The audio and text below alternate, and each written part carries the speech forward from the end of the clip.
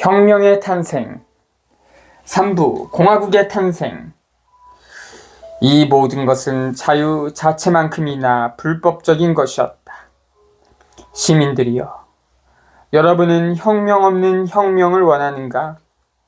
오직 자유의 적들만을 위해 탄식하는 동정심은 내가 보기에 미심쩍은 것이다. 1792년 11월 5일 1장 파리 꼬민. 1792년 8월 10일 로베스피에르 빅크구의 봉기 꼬민 대표로 지명되다. 봉기 후 48시간 안에 의회는 꼬민의 요구를 받아들여 국왕의 권한을 정지하고 국왕 일가를 탕플에 감금한다. 8월 13일부터 14일 의회 국민공예 소집을 결정하다. 8월 19일 라파에트 오스트리아군 진영으로 도주하다. 9월 1일 오스트리아 군대가 베르댕을 점령하다. 같은 날 로베스피에르가 꼬민에서 브리소를 배신자로 고발하다. 그러나 당통과 빼띠용이 개입해 브리소파를 모든 기소에서 구해준다. 9월 2일부터 6일 9월의 악살이 일어났다. 외국군의 프랑스 침공에 분노한 파리 민중들이 감옥을 습격하여 투옥되어 있던 반혁명 혐의자, 귀족, 선서거부파 성직자 등을 살해한다. 9월 20일 혁명전쟁에서 프랑스군이 처음으로 승리하다. 발미정투 승리. 9월 20일 국민공예 소집.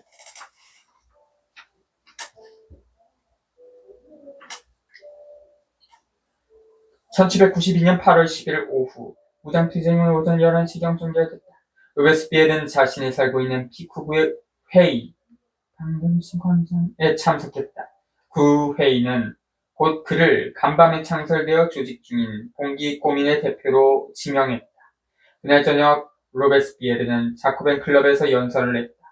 모두가 승리를 자축하였지만 그는 투쟁이 계속되고 있음을 상기시켰다. 민중은 자신의 대리인들, 의원들이 자신들의 권리를 절대 해치지 못하도록 해야 한다. 그는 7월 29일에 연설에서 자신이 정했던 주요한 목표들, 보통선거로 직접 선출되는 국민공예 라파에트에 대한 기소법령을 다시 열거하고 나아가 몇 가지 불가피한 조치들을 제시했다.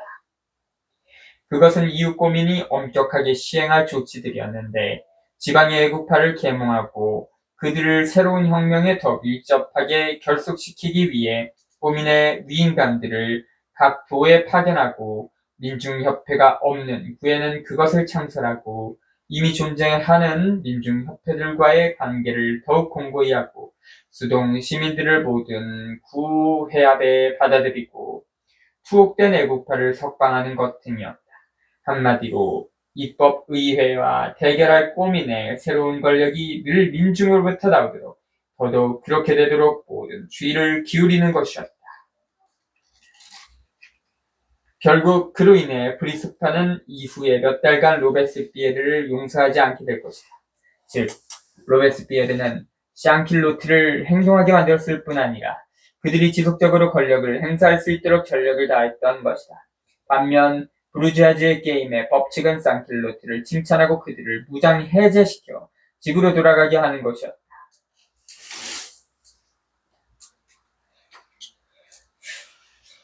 알베르 마티에즈는 뒤이은 몇 주간의 결정적인 중요성을 훌륭하게 조명할 수 있었다. 어떤 의미에서 고민은 그 기간에 다가올 혁명력 2년의 공안위원회의 활동을 예행 연습할 수 있었다.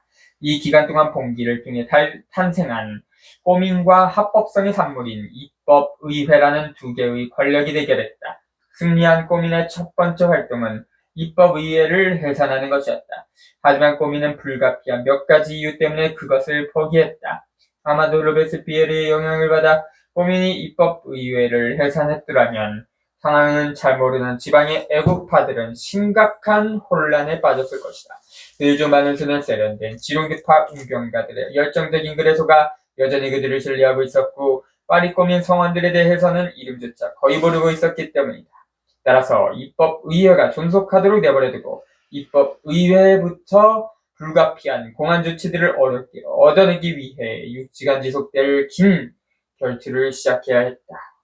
공안위원회 committed salute public. 1793년 4월 1일 혁명이 위기에 처하자 설립된 국민공예의 통치기구 국민공예와 강요들을 연결하는 역할을 하도록 창설된 위원회였으나 곧 강요들을 제치고 행정부의 역할을 하게 된다. 1793년 4월부터 7월 10일까지는 조르주 당통과 그 추종자들이 주도했고 7월 이후로 로베스피에르를 비롯한 급진 세력이 권력을 잡았다. 이 두 권력 사이에 세 번째 권력이 존재했다. 그것은 입법의회가 막 선출한 가기는 내각의회의였다. 롤랑 클라비에르 그리고 세르방이 다시 강요직을 얻었고 브리수파인 르브랭, 샤르 프랑스와 르브랭 1739년부터 1824 이 외무직 장관직을 더 중립적인 몽주 가스타드 몽주 1746년부터 1818년은 해군 장관직을 얻었고 마지막으로 당택이 법무장관에 취임했다. 브리소파가 당통을 장관 자리에 앉힌 것이 8월 10일 봉기의 주동자들과 타협하기 위한 것인지 아니면 그들을 효과적으로 약화시키기 위한 것인지에 대해서는 단언할 수 없다. 분명한 것은 곧 내각이 롤랑과 당통의 경쟁 때문에 갈팡질팡하는 것으로 보였다는 것이다. 훨씬 더 영리하고 더 능숙하고 더 활동적인 당통이 곧 우위를 확보하기 처음에는 신중하게 그 후에는 정력적으로 꼬민을 지원했다.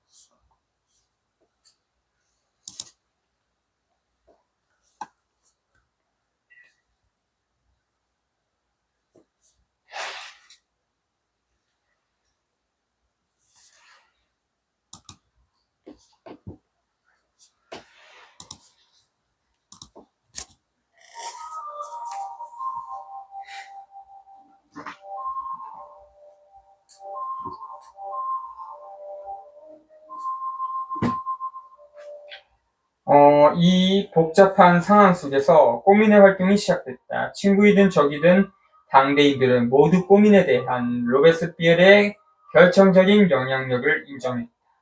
꼬민 총회의 중심 인물은 바로 로베스피에르였다.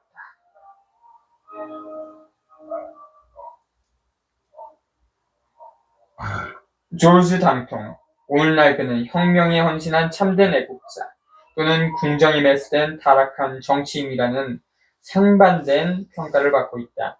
그러나 그가 초기 오르들리의 클럽의 지도자로서 하층 계급과 진정한 교감을 나눴다는 데에는 이의가 없다. 고민의 결정에서 그는 정확히 어떤 역할을 수행했는가 거기에 답하는 것은 불가능하다. 이때 우리가 겪는 어려움은 이후 그가 공안위원회에 들어간 후 다시 직면하게 될 어려움과 같은 것이다. 달리 말해 그가 집단 지도부 내에서 권력에 참여하던 시기보다는 반대파에 속해 있던 시기를 통해 그가 혁명사에서 수행한 개인적 기여를 끌어내는 것이 더 쉽다. 로베스피에르가 개인적으로 부각되는 경험들만 강조하다 보면 그가 단편적이고 세부적인 것에 대해 기묘한 근시안적 사고에 사로잡혀 있었다는 잘못된 인상을 주게 된다. 반면 집단적인 모든 결정에서 그의 영향력을 거듭 발견하다 보면 반대로 혁명을 승리로 이끈 위협이 광범위한 민중의 것이었다는 사실을 심각하게 왜곡하고 따라서 민주주의자 로베스피에르의 면모를 왜곡하게 된다. 그러나 우리가 확신할 수 있는 것은 그가 자신이 제안하지 않은 결정들을 즉석에서 지지했고 이후 국민공회에서 그것들을 꿋꿋하게 옹호하거나 되풀이했다는 것이다. 따라서 여기서는 적어도 그런 상황들의 개요만이라도 기술하려 한다. 일르리 함락 이후에 48시간 동안 의회는 마지못해 꼬민의 요구에 굴복했다. 의회는 루이 16세의 폐의에 반대했지만 바렌 탈출 때처럼 그의 권한 정지를 받아들였고 이번에는 투옥을 승인했다. 의회는 수감지로 룩셈부르크 궁을 원했지만 꼬민은 탈주가 쉽지 않은 땅굴의 왕을 가뒀다. 의회는 꼬민의 압력으로 왕세자에게 가동교사를 제공한다는 8월 10일에 결의된 법령을 철회해야 했다. 그리고 8월 13일 공세에 들어선 꼬민은 자신들의 문서의 평등 제1년이라 포기하고 14일 국왕을 공직자 명단에서 삭제할 것을 요구했다. 공화국을 요구하는 민중운동이 막대한 힘을 얻었으므로 의회는 묵시적으로 그 요구에 굴복했다. 입법의회는 또한 보통선거로 선출되는 국민공의 소집이라는 로베스피에르가 제안한 본질적인 목표에도 순응해야 했다. 그러나 입법의회는 세 가지 문제에서 자신들의 주장을 고집했다.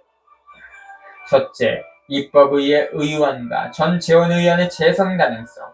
둘째, 위임자들이 의원들을 해임할 수 있다는 선언에 대한 거부. 셋째, 특히 직접 보통선거가 아닌 2단계 선거 등이었다. 이 마지막 문제에서 로베스피에르는 투쟁을 계속하겠지만 그 영역은 파리에 국한될 것이다. 그는 2단계 선거인들이 투표용지를 사용한 비밀투표가 아니라 큰 소리로 외쳐 투표하고 제한된 선거인단에게 작용할 수 있는 음모와 실직을 피하기 위해 그들의 선택을 1단계 선거회의가 제거하도록 결정하게 할 것이다. 그러나 조국을 위험에서 구하고 특히 국내의 반란, 세력을 제압하기 위해 국민공회의 소집만을 기다릴 수는 없었다. 궁정은 숨통이 끊어졌지만 라파에트가 남아있었다. 그런데 8월 14일 라파에트가 공개적으로 반란을 일으켰다.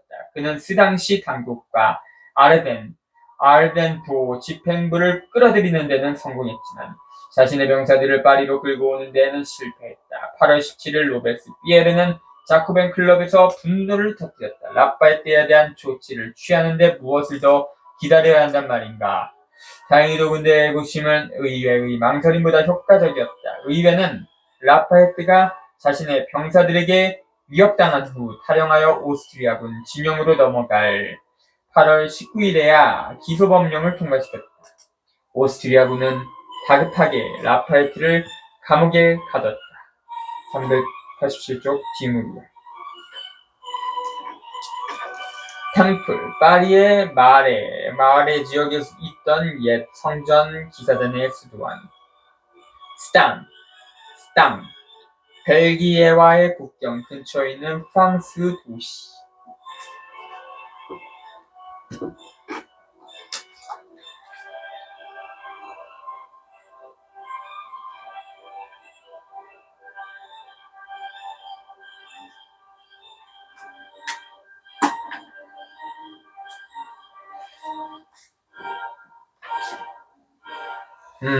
국내 반영령의 핵심 세력으로는 선서거 부파 성직자들이 남아있다. 8월 12일 고민은 성직자의 직무를 볼 때 외에는 성직자 복장을 금지했다. 16일 고민은 공공장소에서 행진과 종교행사를 금지하고 17일 군수품 제작을 위해 교회의 청동제품을 징발했다. 고민의 압력을 받은 입법의회는 14일 모든 성직자들에게 자유와 평등에 대한 새로운 충성선서, 입헌선서와는 구별되는 를 부과했고 8월 26일에는 이 선서를 거부하는 공무원, 성직자들은 2주 내에 프랑스를 떠나야 하고 그러지 않을 경우 유형에 처할 것을 결정했다. 교황 피우스 6세 1717년부터 1799년에게 순종하여 민사기본법을 거부한 성직자들 중 일부는 애국심으로 일부는 거짓으로 이 새로운 선서를 받아들였다. 약 2만 5천 명의 다른 성직자들은 망명을 선택했고 그 결과 국내의 반영령 군은 와해되었다.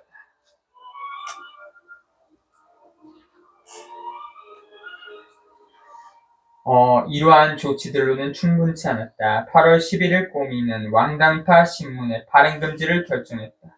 로베스피에르는 자신의 유명한 1791년 5월 10일의 연설, 우선적인 언론의 자유를 옹호하는 내용의 연설에도 불구하고 한창 전쟁 중이고 선거를 앞둔 시기라서 적들의 선전과 선동을 사진에 분비하는 조치에 반대하지 않은 것으로 짐작된다.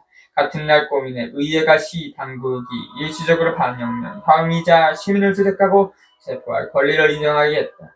이후 며칠간 꼬미는 각 전 패양파 강요들에 대해 체포영장을 발부했다. 8월 20일에 꼬미는 패양파의 가장 적극적인 재정 지원자의 하나였던 진세 청부인 이자 학자 라부아지에를 소환하여 그의 행위에 대한 보고를 들었다. 라부아지에 안토니 라울랑 라부아지에 1743년부터 1794년 근대 화학의 창시자로 불린다. 과학 연구와 함께 재정, 경제, 농업, 교육, 사회사업 등 공공 분야에서 활동했다. 혁명이 일어나자 삼부회의 후보위원으로 활동하기도 했는데 증세 청부 조합에서 이란 전력 때문에 1794년 5월 혁명재판소에서 재판을 받고 5월 8일 단두대에서 처형당했다. 라부아지에 부부의 초상. 화학자로 유명한 라부아지에는 한편으로 증세 청부인으로 일한 전력이 있었다. 구체제 시기의 증세 청부인은 민중착취에는 특권 침입 대변인 같은 존재였다. 라부아지에는 이 때문에 결국 단두대에서 죽음을 맞는다. 이미 8월 17일 꼬미는 6월에 패양파의 청원서에 서명했던 사람들, 이른바 8천인과 2만인의 이름을 공개하기로 결정했다. 파리도 집행부의 역할을 두고 격화된 꼬민과 의회의 갈등이 중요한 것은 바로 이러한 전망에서이다. 반동적 성원들로 구성되었던 특히 1791년 12월에 활동 루이 16세의 사주를 받아 왕이 되어서 거부가 성직자들의 처벌에 반대하는 청원서를 제출한 일에서 보았듯이 파리도 집행부는 쇄신되어야 했다. 그런데 꼬미는 그 구성이 어떠하든 의회가 새로운 도집행부를 의회에 대한 감시를 방해하는 수단으로 이용하리란 사실을 너무나 잘 알고 있었다.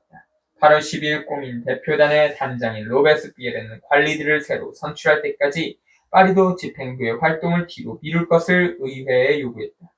꼬민 총회는 공공의 안녕과 자유를 확립하기 위해 8월 9일과 10일 밤 민중이 부여한 모든 권력을 유지할 필요가 있다. 의회는 타협했다. 그에 따라 새로운 도집행부의 활동은 재무관리에 국한된다. 그러나 8월 22일 로베스피에르가 다시 의회에 참석해 새로운 집행부 성원들을 추천하고 이 성원들이 단지 조세위원회만을 구성하겠다고 요구하자. 의회는 이에 항의하면서 태도를 바꿨다.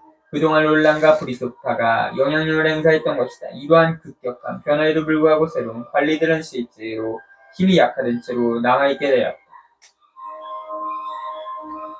게다가 1792년 8월 10일 봉기에서 마르세유 연맹군이 연대를 맺기 위해 전진했을 때 그들을 향해 발포한 틸르리궁 수비군과 악명 높은 음모가들에 대한 민중의 분노는 더욱 중대하였다. 8월 11일 의회는 8월 10일 저질러진 범죄를 심판하기 위한 군사재판소의 창설을 공포했다. 15일 로베스피에르는 꼬민 대표단의 단장으로 다시 의회에 참석했다. 그의 요구는 두 가지 문제에 관한 것이었다. 딜르리의 암사자들뿐 아니라 모든 반영형 범죄자들을 재판해야 하며 배신자들은 이 재판을 위해 특별히 창설되는 특별 민중재판소에서 재판받아야 한다는 것이었다. 이것은 이미 로베스피에르가 1789년 12월에 품었던 생각이었다. 우리는 각 구에서 선출된 재판관들이 정권을 쥐고 최종적으로 범죄자들을 재판할 것을 요구한다. 꼬미의 제안에 대해 구이소는 의회로 하여금 범죄자들을 일반 재판소에서 재판한다고 결정하게 했다. 8월 17일 이번에 꼬민의 새로운 대표단 단장으로 의회의 신사들에게 그들이 가장 잘 이해할 수 있는 언어로 다음과 같이 말하는 사람은 로베스피에르가 아니라 잘 알려지지 않은 인물인 뱅상 올리보였다. 시민으로서 민중의 관리로서 나는 오늘 밤 자정에 경종이 울리고 비상소집령이 내려지리라는 것을 예고하러 왔습니다. 민중은 의회가 복수해주지 않는 데 지쳤습니다. 민중이 스스로 심판하는 상황을 두려워하십시오. 324조.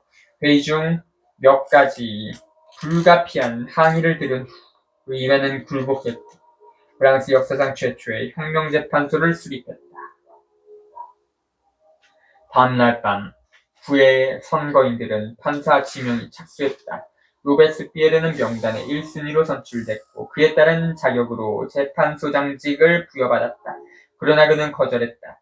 나는 나의 적이었던 사람들의 재판관이 될 수는 없었습니다. 그리고 나는 그들이 조국의 적이라면 동시에 자신들이 나의 적이라고 선언한 것을 기억해야 했습니다. 이러한 망설임에 더해 그는 더 중요한 이유를 덧붙였다. 이러한 직무의 행사는 꼬민 대표의 직무와 양립할 수 없었습니다. 나는 내가 실제로 조국에 봉사해야 하는 자리라고 확신했던 지위에 머물러 있었습니다. 오늘날 로베스피에르의 여러 결정 가운데 이 결정만큼 비난받는 것도 거의 없다. 만일 로베스피에르가 이 재판소의 소장이었더라면 그는 신속하고 엄중한 재판으로 9월 초에 며칠 동안 민중이 직접 심판하는 것, 9월 학살의 의미를 피할 수 있었을 것이라고 사람들은 말한다. 그러나 재판소가 그토록 무기력하게 활동하여 궁정에 공모자 단 3명을 처형하고 불미스러운 방면을 선언할 것이란 사실을 그가 예견할 수 있었을까? 그가 파리의 유일한 애국파도 아니었고 그에게는 꼬민 내에 남아있는 것이 더 필요하다고 판단할 권리도 있었다. 로베스피에르가 용기가 없었다고 비난하기보다는 차라리 프랑스에 있어 가장 큰 위험은 9월 학살을 가능하게 한 것이 아니라 로베스피에르가 그것을 피할 수 있었으리라고 가정한다면 적군이 파리로 진격하고 있는 순간에 꼬민으로부터 그 지휘관 로베스피에르의 지위를 박탈하는 것이었다고 말할 용기가 있어야 한다. 오스트리아 군대는 이미 북부 국경을 돌파했다. 8월 19일에는 브라운슈바이크의 프로이센 군대가 로렌 국경을 통과했다. 21일 프로이센 군대는 프랑스 쪽 주둔군 사령관의 배신 덕에 롱위를 굴복시키고 베르댕으로 진격했다. 롱위가 함락되었다는 소식은 8월 26일에 파리에 전해졌다. 동시에 최초의 왕당파 공기가 당대에서 어렵게 진압되었다는 소식이 전해졌고 도피네와 브르타뉴에 강범위한 왕당파의 음모가 존재한다는 사실이 드러났다. 고민은 이러한 소식에 입법 의회보다 더 강력하게 대응했다. 고민은 파리 앞에 참호로 둘러싸인 진지를 군축하기 위한 토목공사에 참수했다. 고민은 참호를 파는 노동자들에게 일당 42수를 지급했다. 고민은 며칠 만에 3만 개의 창을 제작하게 했다. 창은 그 무기창을 말하는 것 같습니다. 8월 27일 틸레리 공격에서 쓰러진 영웅들을 기리는 대규모 민중축제에서 고민은 열광적으로 새로이 대규모의 의용군 징집을 실시했다. 같은 날 고민은 혐의자들을 가택 수색하고 경우에 따라 체포할 것을 결정했다. 파리의 민중이 권력의 주인이 될 때면 늘 그렇듯이 분명히 그들의 도시방위는 대충 이루어지지 않았을 것이다. 롱위, 벨기에와 룩셈부르크와의 국경 근처 로렌 지방에 있는 도시, 베르댕, 프랑스 북동부 로렌 지방에 있는 도시, 1792년 프로이센 군대에 포위되었다가 발미에서 프랑스가 승리하기 몇 주 전에 회복됐다. 일수는 20분의 1리브르, 혁명 직전 파리에서 노동자 일당이 약 1리브르, 즉 20수였다.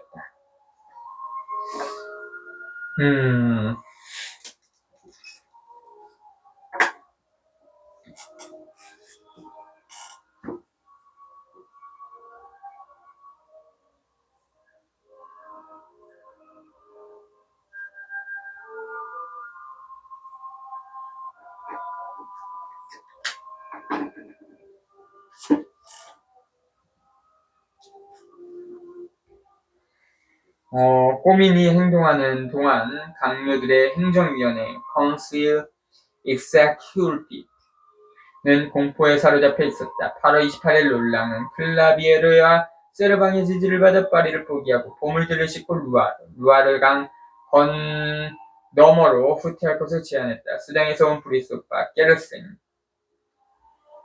껌떠드 게르세 1742년부터 1793년에 따르면 2주 후 프로이센군이 파리에 도달하리라는 것은 위에서 때리면 쐐기가 장작에 박히는 것만큼이나 확실하다.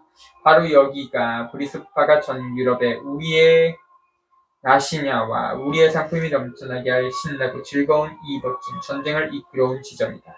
첫 패배에서 그들은 브라운슈바이크와 망명귀족들이 지휘할 백석테루의 민중들을 태연히 내맡기고 오직 도망갈 궁리만 하고 있었던 것이다. 강요들 중 유일하게 당통만이 격렬한 분노와 위협으로 후퇴에 반대했고 그에 따라 다른 강요들도 도망을 포기했다. 그리고 같은 날 의회에서 당통은 꼬민이 이미 취한 조치들을 찬양하고 의용군 징집과 군대의 식량 공급에 필요한 식료품 징발을 담당할 행정위원회 위인관들 그가 그들을 선택할 것이고 그들은 거의 모든 꼬민 성원들일 것이다. 지방 파견을 결정하게 했다. 그는 마지막으로 꼬민이 결정한 혐의자들의 가택 수색을 승인하게 했다. 이튿날이 29일 꼬민 당국은 가택 수색을 시작했다. 당통은 대략 3만 명의 체포를 예견했지만 꼬민 당국은 3일간 3천 명을 체포했다. 바로 이때 의회가 되살아났다. 위기를 느낀 부르주아지의 활동. 의회는 브리소파 언론인 쥐레디프레 조셉 마리 쥐레디프레 1769년부터 1793년과 북꼬민 사이의 사건, 롤랑이 지지하는 식량 위원회와 꼬민 사이의 갈등과 같은 사소한 사건들을 구실삼아 8월 30일 귀하대의 제안에 따라 꼬민이 변질되었으며 곧 쇄신되어야 한다고 공포했다. 이 일이 프로이센 군이 수도로 들어오는 길에 마지막 요새인 베르댕을 포기 공략하고 있던 바로 그날 파리와 수도의 안녕에 대해 입법 의회가 기여한 조치였다. 의회는 경쟁자인 민중권력, 꼬민을 끝장낼 순간이 왔다고 판단했다. 처음에는 주전파였던 지롱드파가 상킬로트에 대한 본능적인 징후와 두려움으로 어떻게 패배주의자들과 겁쟁이들의 단파로 변했는지를 볼 수 있다. 쥐레디프레와 꼬민 사이의 사건 1792년 8월 28일 파리 꼬민은 쥐레디프레에게 구인장을 발부했으나 쥐레디프레는 파리 꼬민의 구인장 발부가 언론의 자유와 인간의 권리에 대한 침해라며 입법의회에 고발했다. 입법의회는 브리스의 보고에 따라 구인장을 무효화했다. 1792년 8월 30일 저녁 로베스피에르는 꼬민 총회에서 발언했다. 그는 롤랑, 브리소, 콩돌세를 비난한 후 의회에 항의하기 위해 민중 시위를 조직한다는 생각을 거부했다. 그는 그에 못지않게 강력하면서 더 합법적인 방법으로 민중들에게 호소할 것을 제안했다. 우리는 우리의 회의들로 물러나와 민중에게 우리의 상황을 설명하고 우리가 취한 행동에 대해 그들의 견해를 묻고 그들이 우리에게 위험한 권력을 돌려주고 그리고 그들이 그 권력을 우리에게 계속 위임한다면 우리의 직무를 유지할 방법을 묻고 필요하다면 직무를 행하다 죽어야 합니다.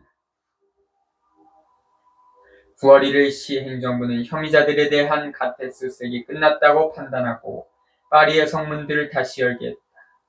그날 아침 꼬민총회를 주재한 빼띠용 꼬민총회에서 빼띠용은 점점 더 꼬민에 붙들려 있던 지롱드파 볼무처럼 행동했다. 8월 10일 그 이후 그는 지롱드파로 변신을 완료했에 따르면 로베스피에르는 성문을 연 것에 대해 격렬히 항의하고 이 땅에 우글거리는 음모꾼들의 자유를 일수해야 한다라고 주장했다. 이 항의는 당시 파리 애국파들을 사로잡고 있던 염려, 즉 감옥에서 이루어지는 음모에 대한 염려와 무관하지 않았을 것이다. 게다가 이 염려는 근거가 있는 것이었다. 감옥에 갑자기 수감자들이 엄청나게 늘어나자 간수들이 부족해진 것이다. 죄수들은 외부와 쉽게 연락할 수 있었고 그들끼리 회합하는 일은 더 쉬웠다. 그리고 그들 사이에는 기괴한 분위기가 떠들고 있었다. 그들은 함께 적의 건강을 위안하며 건배했고 프로이센군이 승리했다는 소식을 듣고 주연을 벌렸으며 동맹군이 파리에 입성하면 애국파를 본보기 삼아 가혹하게 징벌하겠다고 공언했다. 이 모든 이야기들이 외부로 널리 퍼져나갔고 그 점을 고려해야 했다. 혁명에 맞서는 반혁명과의 전쟁은 사활을 건 전쟁이었다. 로베스피에르도 마라도 그리고 다른 어느 누구도 그 점을 인식하고 있었다고 했어. 한각에 사로잡힌 것은 아니었다. 브라운슈바이크가 망령 귀족들을 동반하고 파리에 입성했더라면 스파르타쿠스의 패배 이후 로마의 아피아 가도에 세워진 십자가만큼의 교수대가 거리에 세워졌을 것이고 전날의 죄수들의 반혁명 혐의자들이 애국파를 거기에 매달지 않았으리라고 말할 수 없었을 것이다. 참고로 이 스파르타쿠스 혁명은 고대 로마 시대의 그 노예 혁명이었는데 그 노예 군대가 결국은 졌어요. 져갖고 십자가에서 처형을 당했죠. 랑발 부인의 운명을 탄식하기에 앞서 더 많이 스포해보고 마리 앙뚜아네트의 신복이자 공모자인 그녀가 어떤 심정으로 파리인들의 대양학살에 자신의 우아한 손가락 끝으로 갈채를 보냈을지를 깨닫는 것이 좋을 것이다. 1792년 9월 1일 저녁 로베스피에르는 책임을 맡았던 구회의들에 보내는 편지를 꼬민 총회에 제출했다. 이 편지는 꼬민 정부의 활동에 대한 열렬한 옹호로 시작하고 있었다. 그의 격정적인 어조를 통해 그가 꼬민에게 얼마나 깊은 연대감을 느끼고 있었는지를 알 수 있다.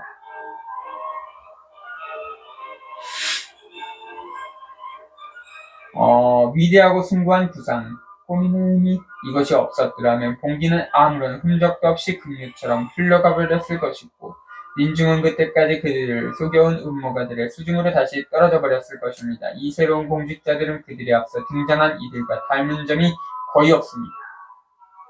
민중의 모든 위임자들 중에서 모든 면에서 그들만이 민중이었습니다. 스파르타쿠스